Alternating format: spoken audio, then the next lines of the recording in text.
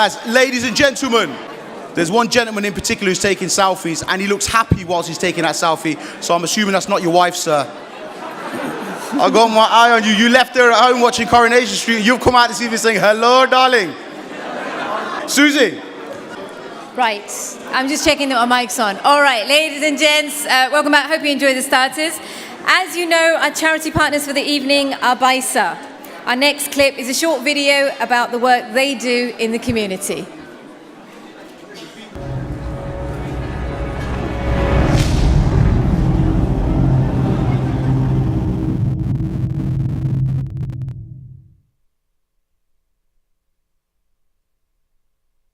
Hello, my name is Omar, head coach of the BYSA. Hi, my name is Riaz, and I've been a coach at BYSA for 10 years now. Hi, my name is Anwar Khatak. I'm the founder of the BYSA. I have been awarded the Queen's Honour Award, which is the British Empire Medal for my service to the community. My name's Bakhtiar Hussain. I'm a volunteer with BYSA. I've been involved in this for probably about the last 2 or 3 years. I've been the head coach for the past 5 years, but I've been involved with the BYSA for the last 12 years. I've been with the BYSA right from the beginning, when my younger brothers started at the ages of about 6 and 7. What we do is we work closely in the community with underprivileged kids, and we try to help them have higher esteem of themselves and have some aims and targets for themselves in life. We're trying to provide them a safe, secure, friendly environment in a controlled manner to make sure the children have got something to do. As you can see behind me, everyone's having a great time, and it's for the community and for the children. Why I started it is basically there was nothing there for the community, for these children. Well, it wasn't there for my time, and now we've decided, and I've got a big team and a constitution behind me, and all support me, and this is what we've actually got today. I'm Zafar Rafiq, I'm a director of venture capital. We've been involved with the Birmingham Youth Sports Association for approximately 2.5 years. They do a fantastic job for the local community. My name is Majid Salim.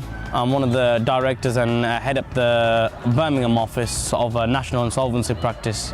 BYSA, we're happy to support and sponsor them on their journey. My name is Iqbal Khatak. I am Vice Chairman of Birmingham Youth Sports Academy. As you can see, it's a big organisation, and it's going from strength to strength. Feel free to join the young children, join our community, and hopefully we're going for bigger and better. Thank you for your help.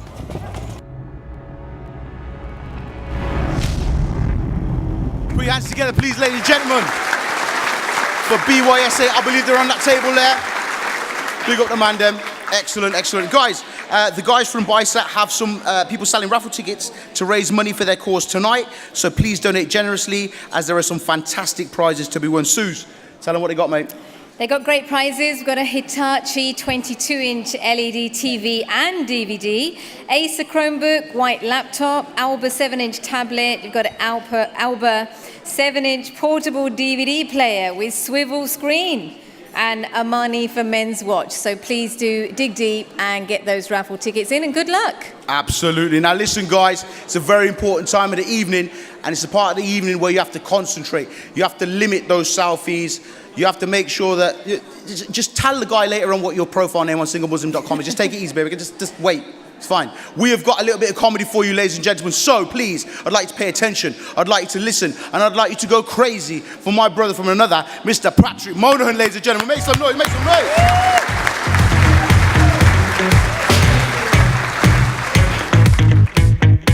I met a boy last week trying to run that game. Made it sound so sweet when he say my name. I said, boy, stop. Come on, people, ladies, I'm show your appreciation. Come on, give it up for Guzzy and Suze. Fantastic. Doing a great job. And listen, before we go any further, can I just say it's a privilege to be here. It's fantastic to be here. And can I just get the young people a second? All the people who are up for the awards, can you stand up a second, please? Can we just have a look at this? All the young people, because I was told there's one on each table. Stand up, stand up. I'm looking at this table. Look at this. Stand up. There's one on each. Stand up. Do not move. All these young Asian apprenticeship. Look at this guy. Look at this guy here. Look at this. Stand up. Stand. I saw you. Stand up. Stand up. Look at this. There's no. Yeah. Look at this young apprentice. Look at this. Look at this guy here on Tinder. He's 22. Look at him here. Look at him. Look at his profile. Can we get a new picture there? Look at this. And the other guys, can you stay standing up? Because this is, honestly, we have been going through difficult times over the last couple of months, and I know it's like we've had the election this week, and we are looking towards the kids. Look at the young lad here. Come here, son. Come here. Give him a big round of applause. Come here. Come here. You're the future. Come here. Can we give him a round of applause? Because I wouldn't want to be young in this day and age. Come here. Come here to your uncle. Come here. Come here, son. Come here. No, you're not going to go anywhere. You're not going to go anywhere. I want you to meet the future. Look at the future. Will you stand up, you two? Look at these two. This is the future. Stand up. Let's have a look at you. Look at the future. Look at the future. There you go. These are the judges. Look at this. Tonight, hopefully, you're going to get an award, and this is what's going to happen to you in a few years' time, right? You're going to come here, and look, you're going to get yourself a missus. Look at these two. They got two. Are these your wives or not? No. So you're going to have a mistress. But the thing is, right? You need to focus as well. Because honestly, we've all been there, haven't we? We've all been his age. Look at them. You're probably thinking they've never been 17. We have, right? We have all been his age, and tell him what it's like. Look at this. Look at your wingman coming in. This is a wingman. Look at this. This is what you need, a wingman. In you come, son.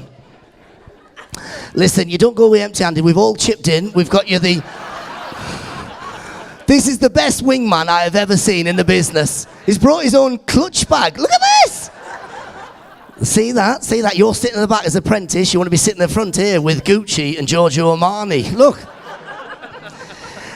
What is very important, though, and this is for you tonight, because what's going to happen is you are going to come here tonight, and hopefully you'll all win awards. It doesn't matter if you don't win awards, you're being nominated. What is the most important thing is you're going to come and network. 1 out of every 4 people tonight, they say, will network. That is a true fact. Do thousands of these shows, and I always watch all the time. You've seen, haven't you? At the end of the show, people will network. Get your business card out. Let these guys know. If you're on Tinder, let him know over there. That's your competition.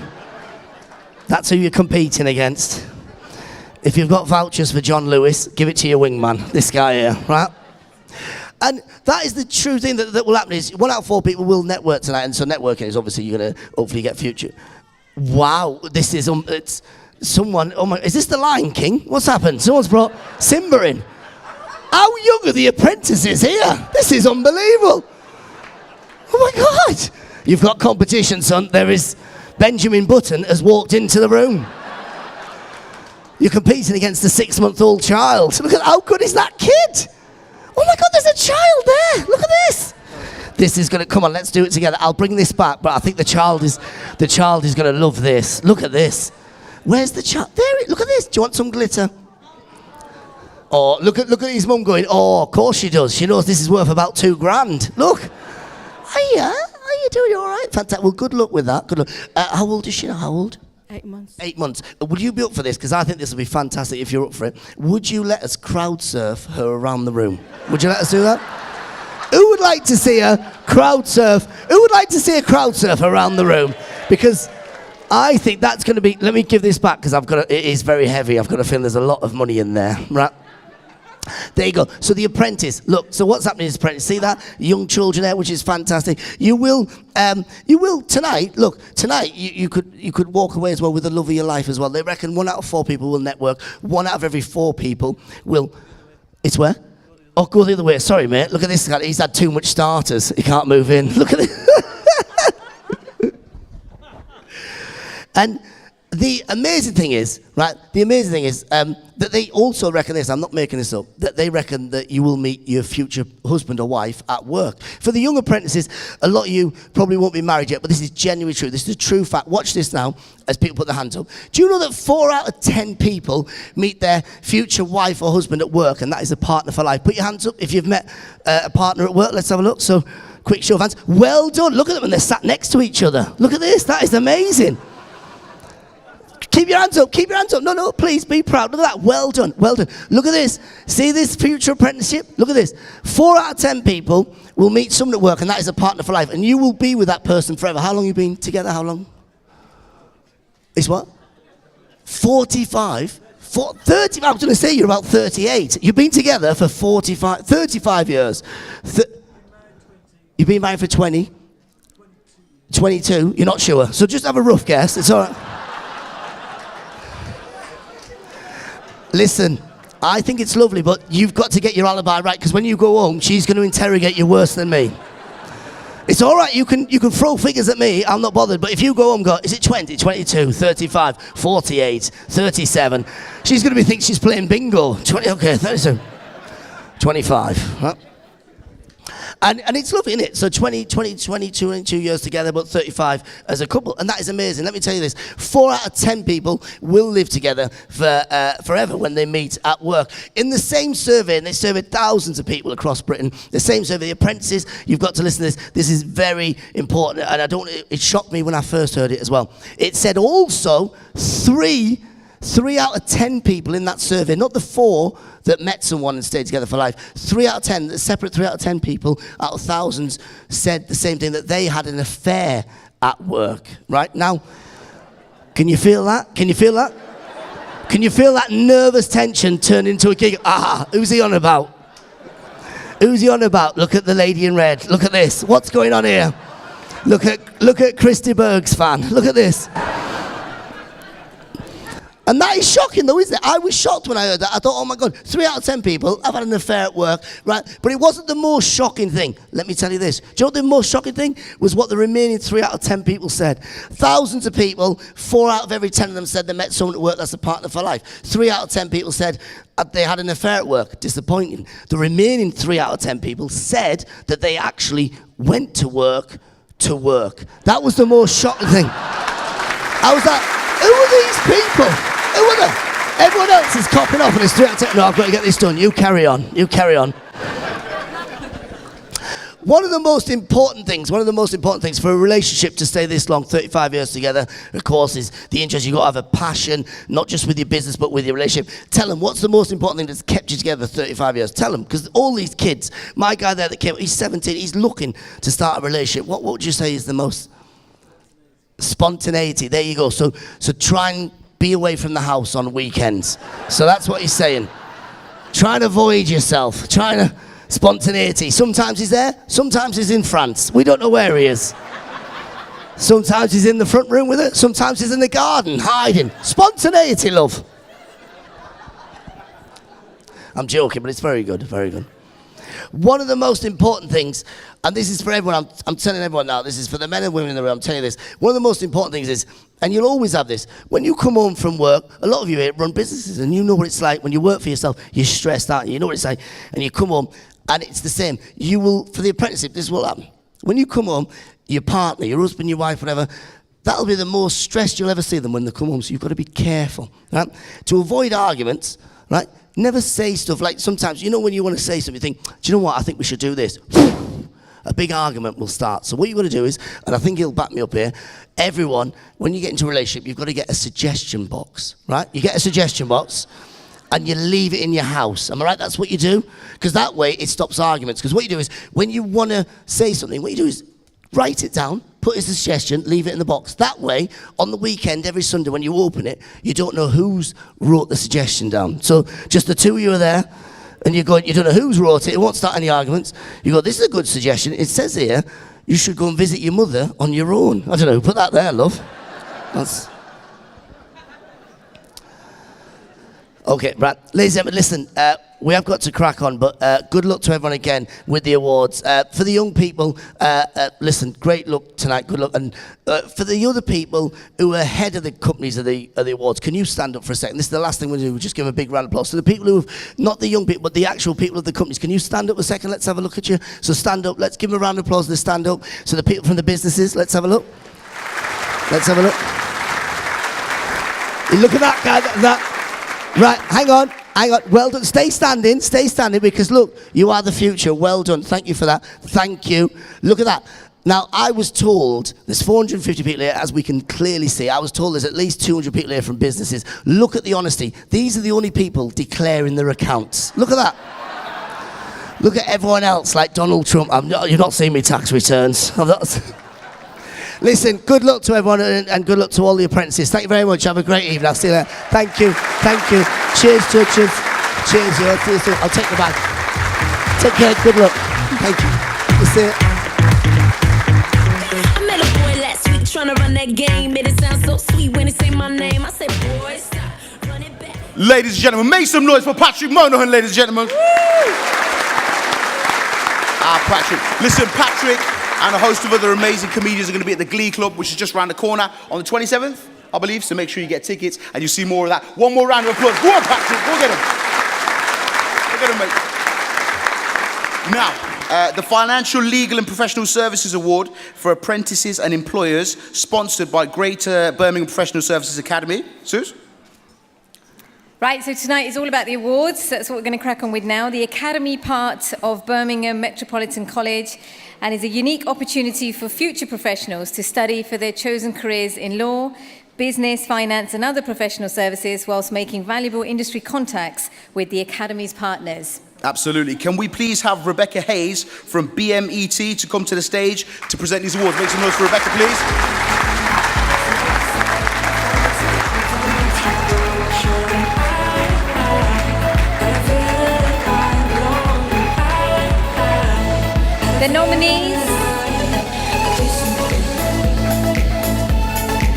The nominees for the Finance, Legal and Professional Services Apprentice Award 2016 are... Yep, the shortlist is Cam Penglin of Babington Group, Naveed Mahmood of B4U Telecom, and Syra Nawaz of North Lancashire Training Group. And the winner of the Finance, Legal and Professional Services Award 2016 is Cam Pengling.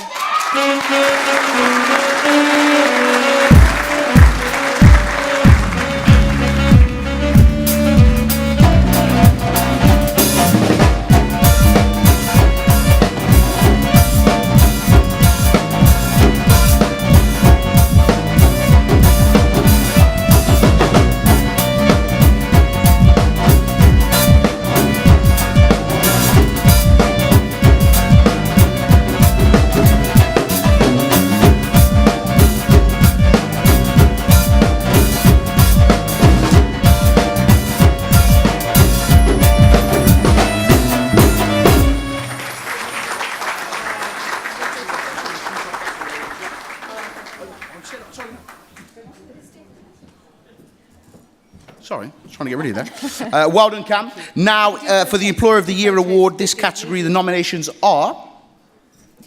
We've got Barclays, KPMG and NA Accountants. Excellent. And Rebecca, the winner is, please? The winner of this award is Barclays.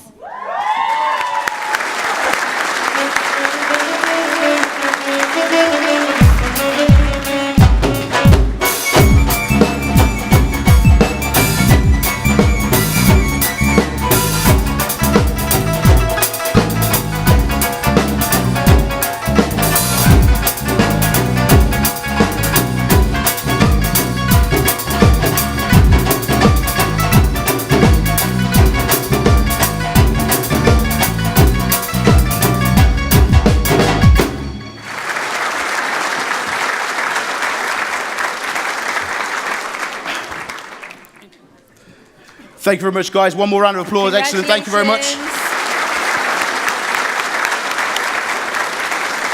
So, Susie, our next award category is Health, Medical and Social Care, sponsored by Learning Curve Group. And can we please have to the stage Jack Ingram and Tom Orst of Learning Curve to present the awards? Come on.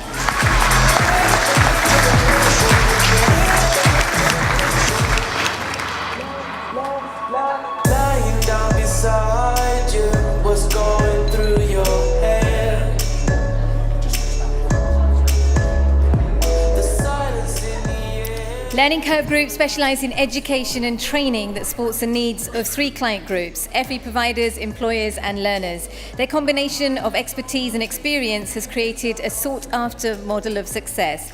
The shortlisted apprentices are... Yes, Aisha Tariq of Gordon Franks Training, Modi Nosak of CareTech and Nazneen Shah of CareTech. And the winner is... And the winner of the Health, Medical and Social Care Award for 2016, Alicia Tariq.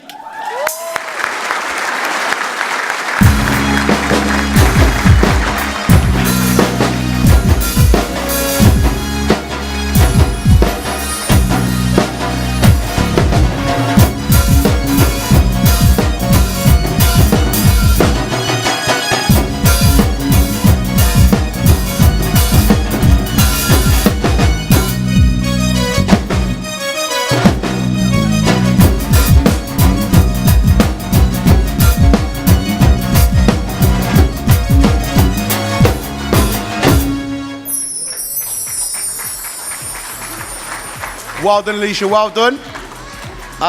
Please, we've got the next winner as well also, Suze. Next category.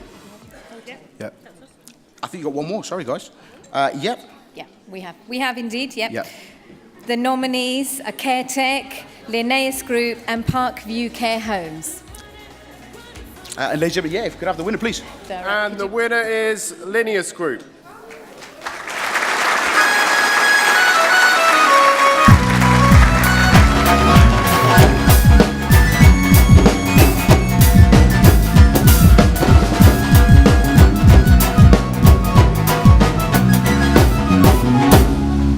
Unfortunately, Linnaeus Group cannot be here today, so can we please request Sean from Solihull College to come and collect the award on their behalf, please? The next award category, I believe, is Retail Hospitality and Tourism Award. Can we please have the lovely John Loveday, of CEO of Spearhead E-Learning, to present the award, please? Let me come, John.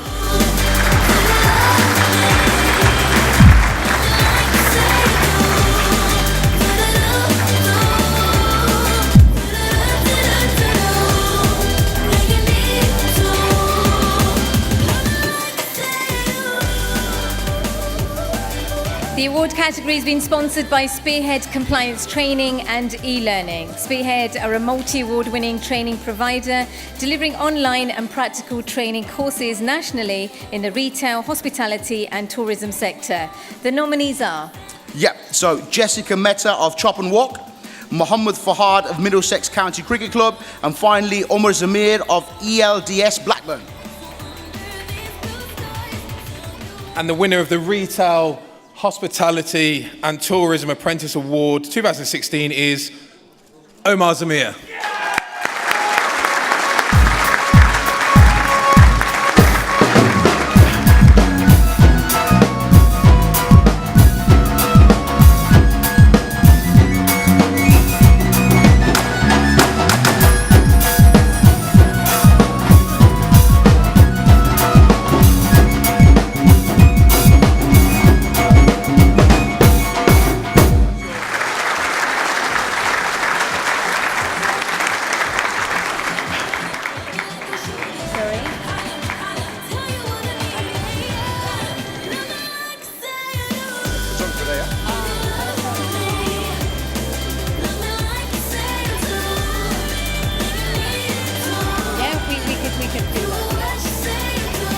I'll have to get Cousin.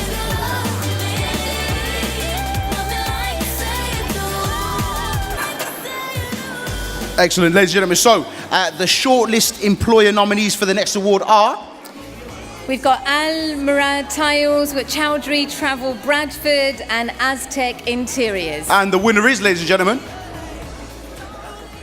I'd like to point out that the person who seals his envelope is a legend. They're the worst envelopes to get into in the world. And the winner of the Retail, Hospitality and Tourism Employer Award for 2016 is... Chowdhury Travel.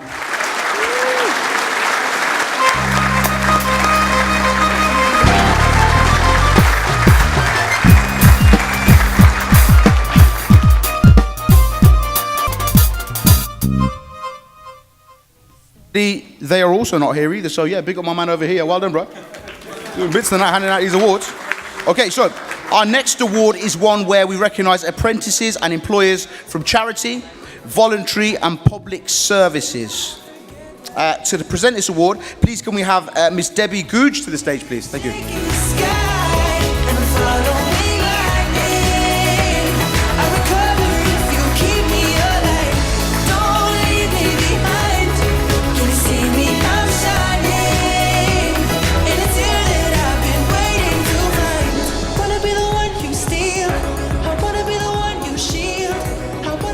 Dudley College deliver a wide range of qualifications with a mission to deliver outstanding technical and professional learning, raising aspirations, developing skills and changing lives. The apprentice nominees are... Yes, Layla Batul of Barnardo's, Saeed Amin of Sheffield City Council and Shamima Mia of St Wilfrid's Academy. And the winner is? And the winner is Shamima.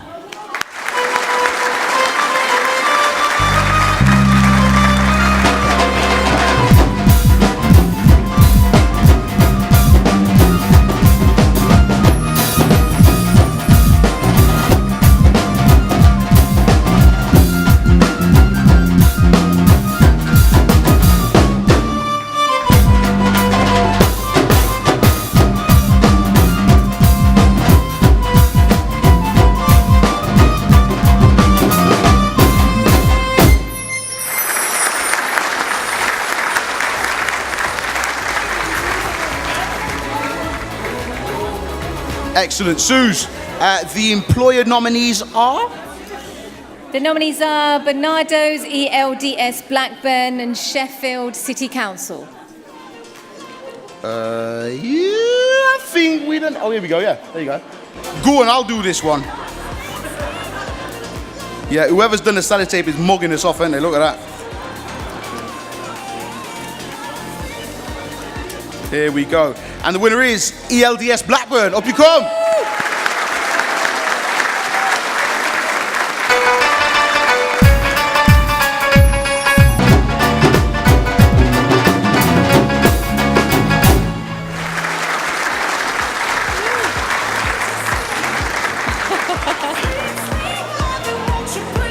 Congratulations. Round of applause, please, ladies and gentlemen. Round of applause. There's applause coming. Excellent.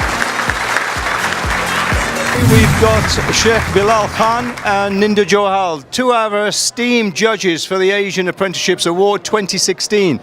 Now, gentlemen, I feel like the haddi in the middle of the kebab here, you know, in terms of what you two are about and the professionalism you bring to the judging panel.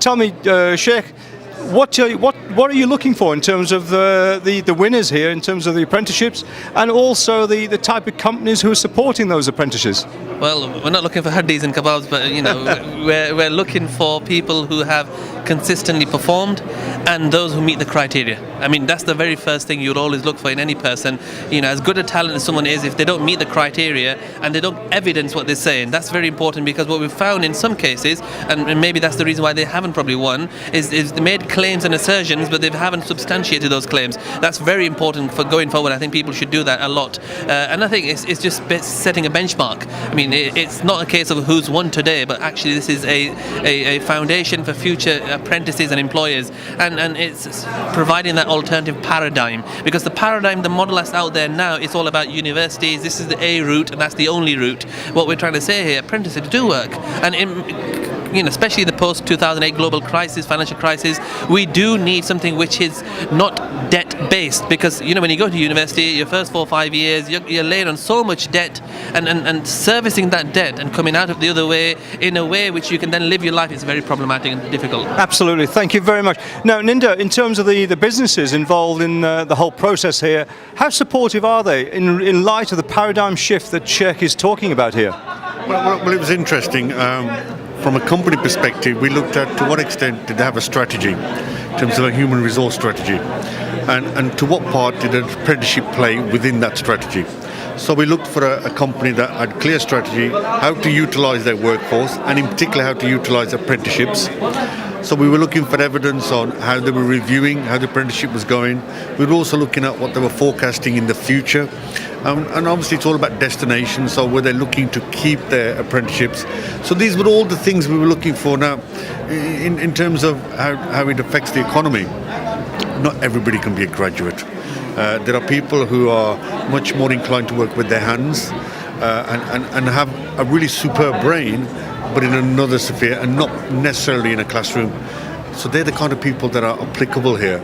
And we were looking for companies that understood that, companies who understood how to recruit those people, how to train them, how to promote them. And if they get that right, you talked about 2008, then we have to rebalance the economy, we have to get growth right across the country, and apprenticeship is the perfect tool to rebalance it. But companies and apprenticeships need to know what they're getting into. So there needs to be a clearly well thought out strategy. That's the kind of things we were looking for. Thank you very much. Now, you've both highlighted the challenges involved in both from the apprentices side of things as well as the business side of things. Now, what about the community side of things? Very briefly, if I can have a quick one-liner in terms of what the communities and our mothers and fathers and our mentors have got to, what say they've got in this business. Well, hopefully this event today will highlight the contribution of apprenticeships, and hopefully as our second generation, third generation, intelligent people like Bilal, who can go around the community and say, well, actually, that's the past, this is the present, but think about the changing future. And that's where apprenticeship sits. Sheikh, anything to add to that? I echo the sentiments. I mean, for me, the most important thing is that you need to be pragmatic in current climate, and you need to look at something which is innovative, and then apprenticeships are a new way of doing it. And I like the way Ninda's mentioned that the fact that it's more hands-on. Not everybody is someone who's.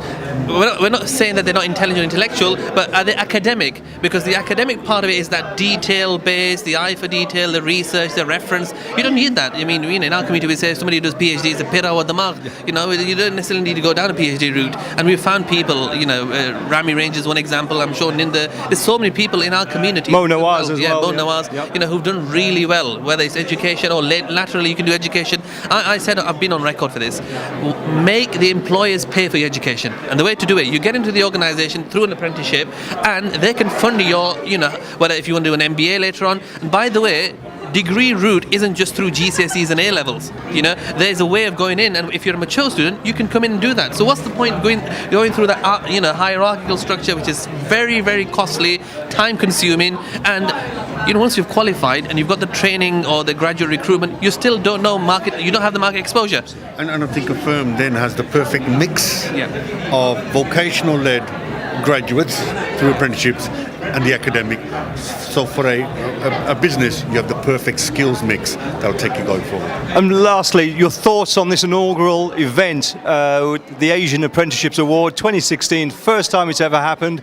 Do you think there's a future in the Asian Apprenticeships Award? Absolutely, and I think the main reason behind it is the organisation behind it and the people who are running it, Safraz and the rest of the team. That's the main reason it will continue to flourish. Yeah, you need all parts of society, sponsors, partners, communities coming together, ethnic minorities. I've seen not only judges, but even the people here in the room today. You've got people from every part. We're not just talking about Asians in the UK, but actually Asian first generation coming here. It's really nice. I mean, that mix and the spillover in terms of skills and what you share, it's an experiential learning. And I think it's the start of many things, better things to come. Not only are we talking about Asian apprenticeships, but we're also talking about Asian businesses employing other people from other backgrounds and other communities. So I think it is a community embracing, community cohesion type of event. Correct? Fantastic. Thank you very much, both of you. Thank you. Thank you. Now, although you had your starters, I'm assuming you guys are after some mains, which we're going to get to very soon. And on that note, I'd like to invite our keynote speaker for the evening to the stage, ladies and gentlemen. Our keynote speaker. He started his career as an apprentice and now mentors some of the top FTSE 100 leaders. Please put your hands together for Mr. Mo Nawaz, please, ladies and gents.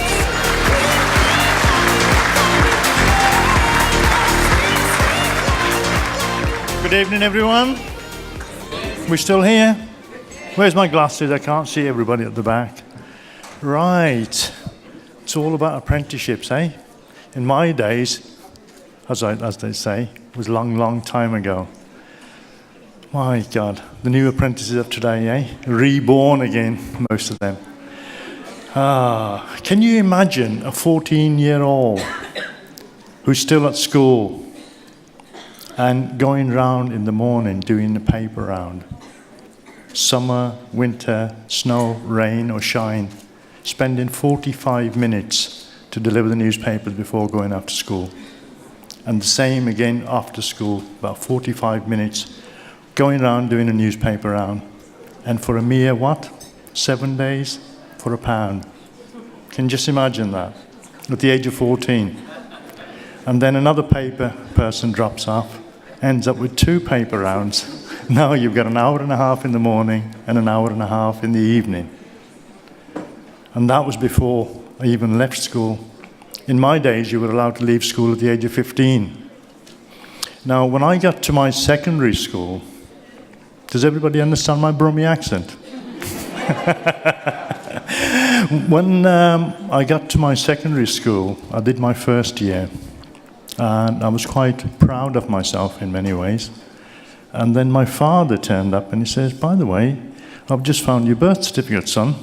Your passport date of birth and your birth certificate date of birth are not congruent. There's about 3-4 year gap."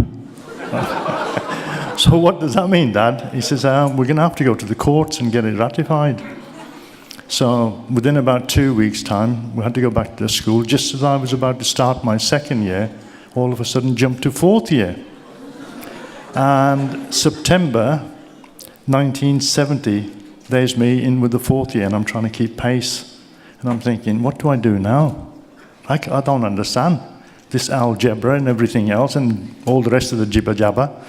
Trying to make head or tail of mathematics or English. My spelling from the word go was 0. So I thought, how can I keep up with everyone in here? There's no chance. So I went and seen the headmistress at the time, and I said, look, I need to leave. I'll have to go and get a job. So she sent me off to New Hall Street, where the careers officer used to be. I went down there and I thought, I've always fancied being in the electrical engineering business, repairing TVs, or not video, I was going to say videos, there was no videos in them days. There were black and white televisions and radios. So off I went, thinking, well, great, I'm going to get a job here, I'm going to get sent down, do an apprenticeship or something. And to my amazement, the careers officer just gave me a card and he said, there you go, son, there's a job there for you. And I said, what is it? He said, it's a job in the factory. I said, what's it doing? He says, well, it'll be a labouring job, don't worry, you'll get a job. And I thought, this isn't what I had in mind. No way. And at the end of the day, like when somebody tells you what you've got to do and it's not in line with what you expect in life, do you lie down and accept what they give you? Or do you say no? I decided there is no way that I want to work in a factory, not as a labourer. So from that moment onward, now this was in December 1970. I then picked up the newspaper, which was the Evening Mail, which I understand now is no longer around. Picked that up, surfed through it, looked through the pages and found a job for apprentices required for electrical engineering. The company was Lee Beasley. I don't know if anybody knows Lee Beasley. They're still around, but apparently they're in Coventry now, not in Birmingham. I went there. It was on a Saturday morning. I took an aptitude test, which I failed dismally. I failed. How can you fail an aptitude test, for God's sake? Well, I did, I'm telling you. After failing that, I went back and seen the recruitment officer there, sat down, had a conversation, and he said, you know something, I quite like your attitude. Even though you failed, he said, I think you've got it in you to do something. He said, if you can promise me that you will go to evening school or get a private tutor and retake this aptitude test by June or July, I will take you on as an apprentice. I'm prepared to take you on now, but I will not indemnify you until you pass the test. 3 months later, I went back, resat the test, and I passed. I took my father along. He signed a 5-year apprenticeship indemnity for me, and I did a 5-year apprenticeship. I did my HNC and my HND. I still can't spell today. Now, the point I'm trying to make here is don't let anybody tell you what you can and what you can't do. If you make your mind up and you commit to that, there's a massive difference between being interested in something or being committed to something. If you are committed and you're determined, I tell you what, there is nobody on earth who's going to stop you. The only person that stands in your own way is yourself, and there's nobody else. If you make your mind up, nobody will be able to stop you. But if you make your mind up to do nothing, there is nobody who's going to be able to move you. So you have to be committed from the beginning that you want something and you can go for it. You have to have a clear vision of what it is that you want. Now, if a paper boy like me at the age of 14 and then leaving school with no formal qualification can make it up and go and sit at the head of FTSE 100 companies, sit there with the board of directors and mentor CEOs of FTSE 100 companies, if I can do it, I'm damn well sure that every person in here can do it damn sight better than myself as well. Don't let people, I don't care who they are, careers officers, whether they're your teachers or your employers, tell you that you're not good enough, that you can't do this and this is all you're destined for. The destiny that you are going to, for your destiny is determined by your own abilities. If you make your mind up, you can do anything. Nowadays, you've got the advantage of YouTube, the internet. There is nothing that you can't learn. If you put your mind to it, you can probably learn most of it free of charge. All it takes is time.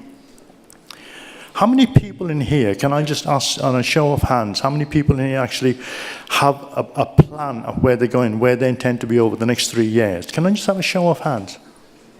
Okay, that's fantastic. We've got intelligent people in here. My God. Normally when I ask, most people don't put their hands up. And the reason behind that is they have no clue. They just want to get there and they drift there. You can get to where you want to go if you decide where you are going. But if you don't know where you're going, you're just going to drift and get there by default. So you can either decide where you want to be in 3 years' time, 5 years' time, or 10 years' time by default, and you get there, or you can get there with everybody else's choice. People will pull you to the left, people will pull you to the right, and you'll get there eventually in 10 years, but the difference is, where will you be in 10 years? Will you be there with your choice by design or by default? That's the question you've got to ask yourself at the end of the day. The apprenticeship, when I served my 5-year apprenticeship, I did 2 weeks at college, I did 2 weeks at work, 2 weeks at college, 2 weeks at work. And that really was a groundbreaking for me because it disciplined me. It installs discipline. The same as when you go to university, you graduate, you get your degree. It sets you up and disciplined you for going forward in your life. But it doesn't mean, say, that you stop there. Most people think you leave school, you leave college, or you leave university, and that's it. You don't need to pick up another textbook. You don't need to pick up anything. How many people in here read at least 2 or 3 books a year? Okay, that's about 50%. The national figure for people who read less than a book a year is apparently over 80%. So, you know, you've got successful people in here. If you could read, just imagine if the average person reads less than a book, and you read 2 books a year, 3 books a year, where do you think that puts you? Does that put you in the average or higher than the average? Much higher, much higher. So there's nothing to stop anybody. The only thing I'm going to leave you with, and I'm going to finish off because I don't want to be stopping in your way between the main course and me jabbering away. The only thing is, I know quite a few of you put your hand up there, and how many were putting up there because everybody else in the audience put theirs up, so you put yours up. Please, the only thing that I want you to take away today is to create at least a 3-year or a 5-year vision for yourself, and if you've got children, help them to create a 3-year or a 5-year vision going forward. The more that you help them to break that vision down into details, you'll find your mind's going to help you to connect all those details. And the reason most people don't succeed with their goals at the end of the day is because they leave it too vague in their head. It's like beginning of January. 2017, most of us are going to sit there and we're going to make a New Year's resolution, but by mid-January, it's out the window. But the people that will carry on and those that have actually put their steps, details down, breaking it down detail by detail, they are the ones who are going to succeed. So have we got winners in this room? People that are going to make 2017 the best year ever. How many people are going to do that? Come on, guys. Everyone. Great. Let's see 2017 being the best year for everyone here. Thank you very much.